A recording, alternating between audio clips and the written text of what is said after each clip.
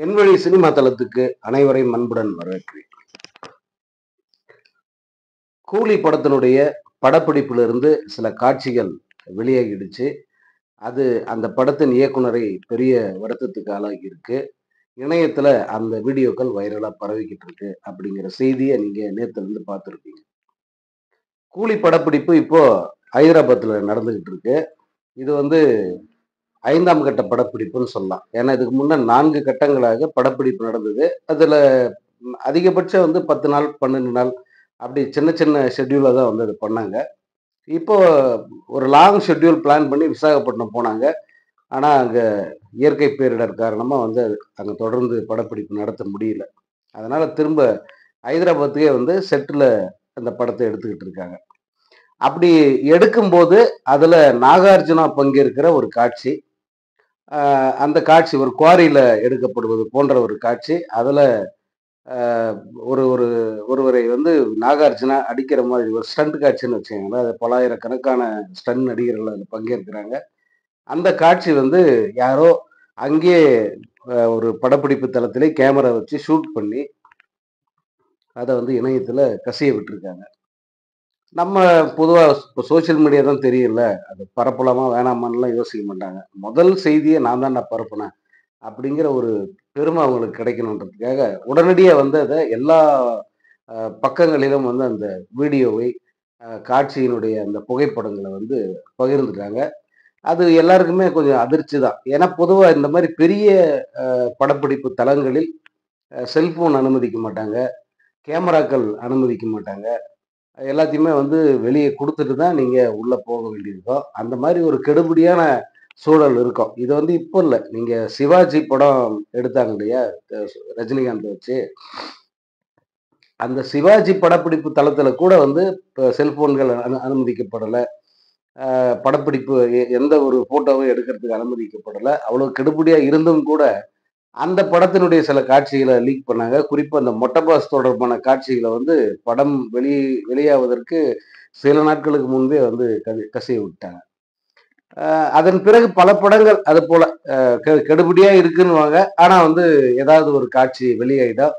சில படங்களுக்கு வந்து எடுத்து ரெடியான காட்சிய கூட வந்து வெளியான வரலாறுலாம் உண்டுங்க தமிழ் சினிமால. அதனால இப்போ கூலி படத்துக்கும் அப்படி ஒரு நிலை ஏற்பட்டிருக்கு. ஆனா கசிஞ்ச அந்த காட்சி, அ அது தொடர்பான படங்கள் அது எல்லாத்தையும் வந்து நானும் பார்த்தேன். பெரிய பாதிப்பு அப்படின்லாம் ஒண்ணும் சொல்ல முடியாது. ஆனா என்னன்னா, நாகார்ஜுனாவோட தோற்றம் எப்படி இருக்கும் அந்த படத்துல அப்படிங்கிற அந்த சஸ்பென்ஸ் உடைஞ்சிருச்சு. அதுதான் இந்த நிகழ்ச்சியில, இந்த நிகழ்வின் மூலம் இந்த படத்துக்கு ஏற்பட்டிருக்கிற பாதிப்பு. இன்னொரு பக்கம் என்னன்னா, யார் வேணா இந்த மாரி வந்து படப்பிடிப்ப ஷூட் பண்ணி, அத வந்து சமூக தளங்களில் வந்து வெளியிட்டு விடலாம் அப்படிங்கிற ஒரு நிலை ஏற்பட்டுடுச்சு அப்படிங்கிற அதனால வந்து படத்தினுடைய இயக்குனருக்கு அது ஒரு பெரிய மன உளைச்சல குடுத்திருக்கு அப்படிங்கிறத நம்மால புரிஞ்சுக்க முடியுது. ஏன்னா, அவர் தன்னுடைய சமூக வலைதள பக்கத்துல 2 மாத கால கடும் உழைப்ப வந்து இப்படி வீணடிச்சுட்டாங்களே அப்படின்னு சொல்லிட்டு ரொம்ப வருத்தப்பட்டிருந்தாரு. பட் அது ஒரு பெரிய பாதிப்பு அல்லது பெரிய அளவுக்கு இந்த படத்த பாதிக்கும் அப்படின்லாம் வந்து அவரு வருத்தப்பட வேண்டிய அவசியம் இல்ல.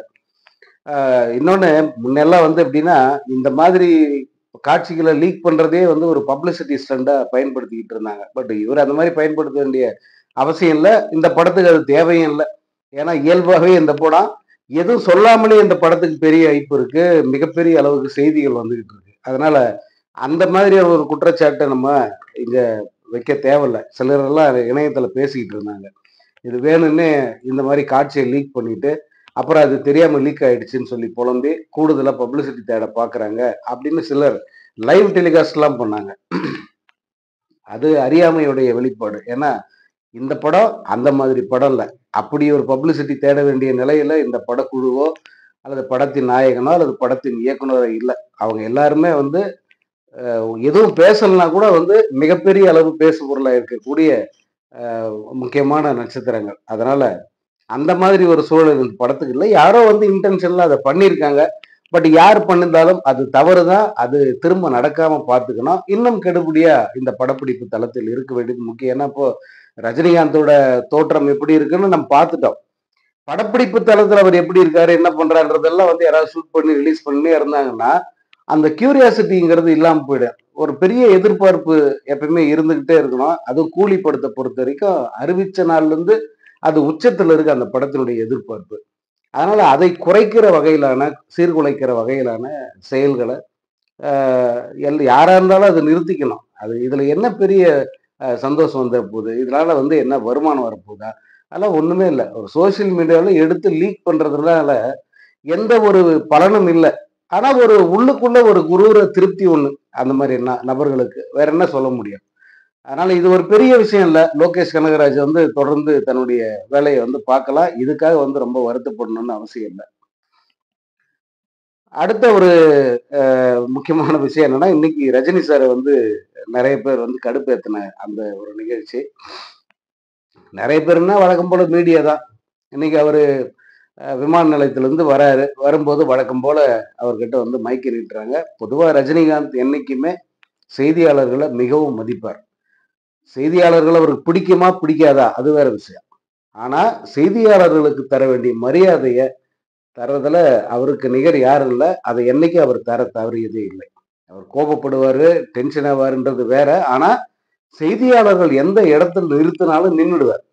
கேள்வி கேட்டா பதில் சொல்லுவார். சொல்ல மாட்டேன்னு சொன்னா, நான் சொல்ல மாட்டேன்னு சொல்லிட்டும் போவார். அந்த மாதிரி ஒரு பண்புடையவர் ரஜினிகாந்த். அவரு என்னைக்கு அரசியல் நமக்கு வேண்டாம் அப்படின்னு முடிவு பண்ணாரோ, அப்பவே வந்து அரசியல் பத்தி நம்ம பேசக்கூடாது.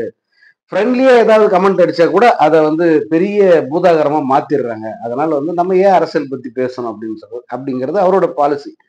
ஒரு வகையில வந்து அது தேவையற்ற சர்ச்சைய கலப்பாம, அவர் பாட்டுக்கு வந்து நம்ம பாட்டுக்கு நம்ம வழியில போவோம் அப்படிங்கிற ஒரு மனநிலையினுடைய வெளிப்பாடு. அதனாலதான் வந்து அவரு எந்த ஒரு இடத்துலயும் கேள்வி கேட்டாலும் நேரடியா அரசியல் கேள்வின்னா நான் பதில் சொல்ல மாட்டேன்னு சொல்லிருவாரு. அல்லது அரசியல் பத்தி என்கிட்ட கேட்காதீங்க அப்படின்னு சொல்லிருவாரு. இந்த முறை வரும்போது அது கூட யார பத்தி கேட்கிறாருன்னா, உதயநிதி ஸ்டாலின் பத்தி கேட்கிறாங்க. ஸ்டாலின் பத்தி கேட்டா கூட அவர் ஏதாவது பதில் சொல்லியிருப்பார். உதயநிதி ஸ்டாலின்றவரு அவர் வந்து ரஜினி பார்த்து வளர்ந்த ஒரு பையன் அவர். அவருக்கு துணை முதல்வர் பதவி கொடுப்பாங்களா மாட்டாங்களாங்கிறதெல்லாம் வந்து இவர்கிட்ட கேட்டா அவர் என்ன பதில் சொல்லுவாரு? அவர் கட்சியில் இருக்காரா? அல்லது அந்த கட்சியுடைய கொள்கை பரப்பு செயலாளரா? அல்லது திமுக அடுத்து என்ன செய்யணும் அப்படின்னு அறிவுரை சொல்ற இடத்துல அவர் இருக்காரா? அதெல்லாம் ஒண்ணுமே கிடையாது இல்லையா? அதனால வந்து தேவையில்லாம வந்து அரசியல் பத்தி கேட்காதீங்க அப்படிங்கிறது அவருடைய நிலைப்பாடு. அத பலமுறை சொல்லி பார்த்தாரு. இன்னைக்கு வந்து கொஞ்சம் இரிட்டேட் பண்ற மாதிரி திரும்ப திரும்ப கேட்ட உடனே அரசியல் பத்தி கேட்காதீங்கன்னு நான் பலமுறை சொல்லியிருக்கேன். தயவு செஞ்சு இனிமேட்டு அத பத்தி பேசாதீங்க அப்படின்னு கட் அண்ட் ரைட்டா சொல்லிட்டாரு. உடனே வந்து நம்ம ஆளுங்களுக்கு ஏன்னா செய்தி பஞ்சத்துல அடிபட்டு போயிருக்காங்க. அவங்களுக்கு சுவாரஸ்யமான செய்தியே எதுவுமே இல்ல. கண்டது போனது எதையாவது வந்து சொல்லி அந்த காலத்தை வந்து ஓட்ட வேண்டிய ஒரு சூழல்ல தான் வந்து இன்னைக்கு மீடியா உலகம் இருக்கு. ஏன்னா மெயின் ஸ்ட்ரீம் மீடியான்னு இருக்கு பாருங்க. அவங்களோட வேலையை வந்து சோசியல் மீடியா எடுத்துக்கிட்டாங்க. பல சுவாரஸ்யமான செய்திகளின் தொகுப்பு சோசியல் மீடியாவில் இருக்கு. அதனால மெயின் ஸ்ட்ரீம் மீடியாவுக்கு ஒரு வேலை இல்லை. நேரடியா இவங்கள தான் வந்து கேட்டாகணும். அப்படி சுவாரஸ்யமான செய்தி இல்லாம அவங்க தவிச்சுக்கிட்டு இருக்கும்போது திரும்ப ஒரு கண்டென்ட்டை ரஜினிகாந்த் வந்து கொடுத்திருக்காரு. உடனே வந்து இப்ப விவாதங்கள் போயிட்டு இருக்கு. ரஜினிகாந்த் எப்படி இதை சொல்லலாம்?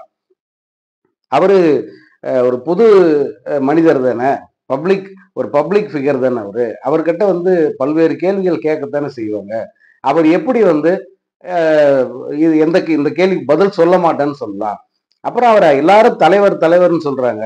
ஒரு தலைவருக்குரிய ஒரு அடையாளம் என்ன? இந்த மாதிரியான விஷயங்கள்ல அவர் தன்னுடைய கருத்தை பதிவு செய்யறது முக்கியம் இல்லையா? ஏன் வந்து அவர் செய்ய மாட்டேங்கிறாரு? அப்படிங்கிற விவாதங்கள் ஏற்கனவே வந்து ஓட ஆரம்பிச்சிருச்சு. அநேகமா இன்னைக்கு இரவு கூட அது பத்திய விவாதங்கள் வரலாம்.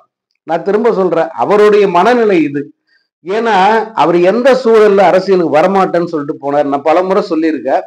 அவரு இப்ப வரைக்கும் அது வாய திறக்கல. அவரு டீசென்ட்டா ஒரு ரீசன் சொல்லிட்டாரு. எனக்கு உடல்நிலை சரியில்லப்பா, மக்களை சந்திக்க முடியாது. மக்களை சந்திக்காம ஒரு தேர்தல்ல நிக்கிறதுங்கிறது சாத்தியம் இல்ல. அதனால நான் வரல அப்படின்னு சொல்லிட்டாரு. ஆனா, அதை எல்லாரும் ஏத்துக்கிட்டாங்களா?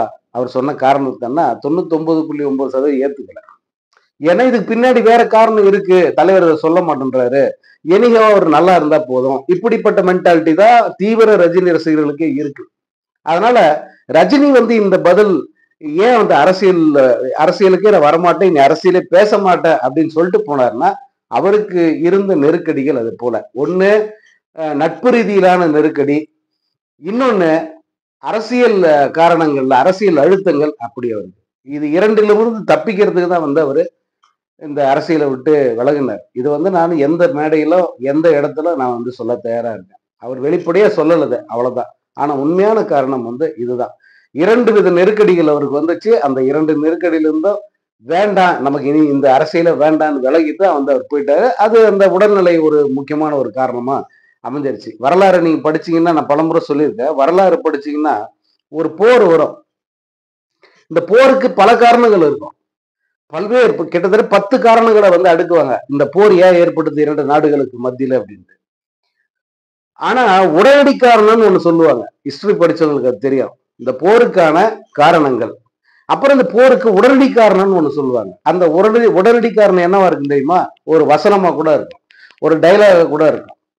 பிரெஞ்சு புரட்சியின் மிகப்பெரிய புரட்சி ஏன் ஏற்பட்டது அப்படின்னா, அந்த பிரெஞ்சு புரட்சியினுடைய அந்த பிரெஞ்சு நாட்டினுடைய மகாராணி அந்த மகாராணியா இருந்த பெண்மணி ஒரு வார்த்தை வந்து சொல்லியிருக்காங்க. என்னன்னா, மக்கள் பசிக்கு ரொட்டி இல்ல அப்படின்னு சொல்லிட்டு அவங்க எல்லாம் வந்து தவிக்கிறாங்க. அவங்க கிட்ட போய் கேட்கறாங்க. அதுக்கு அந்த அம்மா கூலா பதில் சொல்லுது. ரொட்டி கிடைக்கல என்ன கேக் வாங்கி சாப்பிடுங்க அப்படின்னு சொல்லுது. இந்த வசனம் இந்த ஒரு அந்த அந்த பெண்மணி பேசிய அந்த மகாராணி பேசிய இந்த ஒரே ஒரு வசனம் அந்த புரட்சிக்கான உடனடி காரணமா அமைஞ்சது. மக்களுடைய கோபத்தை வந்து அது விசிறி விட்டுருச்சு. மிகப்பெரிய அளவுக்கு வந்து புரட்சி வெடிக்க காரணமா இந்த ஒரு வசனம் அமைஞ்சதா சரித்திரம் சொல்லுது. அது போலத்தான் ரஜினி வந்து அரசியலை விட்டு விலகினத்துக்கு காரணங்கள் இருக்கு. அதுல உடனடி காரணம்னா அந்த உடல்நிலை சரியில்லைங்கிறது தான். அது உடனே வந்து அவரை இதாயிடுச்சு. அதுக்கு முன்னா இருந்த நெருக்கடிகள் இருக்க, இந்த நெருக்கடிகள் வந்து அவரை நிறைய மன ஊசலாட்டத்துக்கு ஆளாக்கிடுச்சு. ஏன் இவ்வளவு நெருக்கடிக்கு மத்தியில் நம்ம என்ன செய்ய முடியும், என்ன செய்ய போறோம்? வேண்டாம். இவ்வளவு பேர் வந்து இவ்வளவு பேசுறாங்களே, இதெல்லாம் வேண்டாம் நமக்கு. இந்த அரசியலே வேணாம் அப்படின்னு சொல்லிட்டு வெளிய போனவரு. அதனால திரும்ப வந்து அத பத்தி பேசுறதுல அவருக்கு நிச்சயமா விருப்பம் இருக்காது. அதத்தான் வந்து அவரு இப்படி வெளிப்படுத்துறாரு. அவர வந்து விட்டுருங்க பேசாம. நீங்க கேட்கறதுல அவர்கிட்ட என்ன கேள்வி கேட்டா அவர்கிட்ட இருந்து பதில் வரும்னு உங்க எல்லாருக்குமே தெரியும். பத்திரிகை நண்பர்கள் இந்த ஏர்போர்ட்லயோ அல்லது அவரோட வீட்டாண்டே போயிட்டு கேள்வி கேட்கிற நண்பர்கள் அத்தனை பேருக்குமே ரஜினியின் மனநிலை தெரியாமல்லாம் கிடையாது. அவங்களுக்கு நல்லா தெரியும். எதை கேட்டா அவர்கிட்ட இருந்து பதில் சாதகமா வரும், நல்லபடியா வரும் அப்படின்னு தெரியும். எதை கேட்டா அவர் டென்ஷன் ஆவாரு அப்படின்னு தெரியும். இருந்தும் கூட அந்த டென்ஷன் வந்து அவங்களுக்கு ஒரு சுவாரஸ்ய செய்திக்கான ஒரு கண்டென்ட்டா அமையுதுங்கிறதுனால இந்த கேள்வி கேட்கறாங்க. முடிஞ்ச வரைக்கும் வந்து இதை தவிர்த்துடுங்க. அந்த மாதிரி ஒரு ஆளுமை கிட்ட இந்த மாதிரி சின்ன புலத்தனமான கேள்விகள் எல்லாம் வந்து கேட்க வேண்டாம். அவரு அவர் ரேஞ்சுக்கு வந்து கேள்வி கேளுங்க. அவர் வந்து நிச்சயமா வந்து இன்னொரு மாட்டி இந்த மாதிரி பதில வந்து சொல்ல மாட்டார்.